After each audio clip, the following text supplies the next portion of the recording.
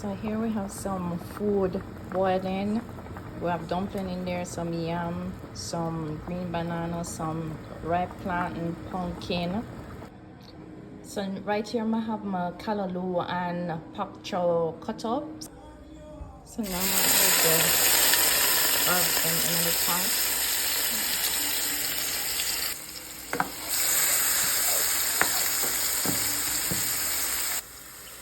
So now I add the calaloo in it now.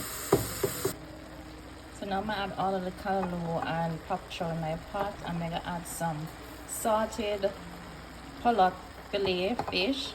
Don't have the actual codfish, so I just have to use what's available. So I add some black pepper to it.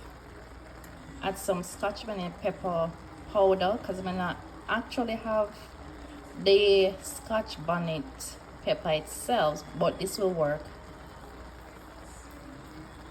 I'm not gonna add any salt to it right now because the pollack fillet is salted, so I'm gonna taste it when it cook down to see if it need any salt. So I'm gonna really have the green calaloo from Jamaica, so I'm gonna use the one where them sell in the Oriental supermarket, the one with the purple leaf. That can work too. It have purple and green leaf.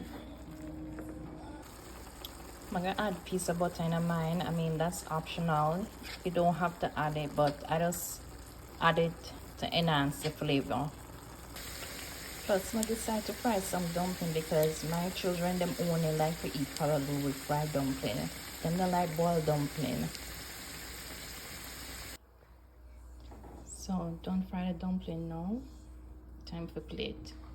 So this is a Sabbath dinner, guys. Tonight, steamed calaloo with pak choy and some salted pollack fillet, pumpkin there, boiled dumpling, piece of white yam.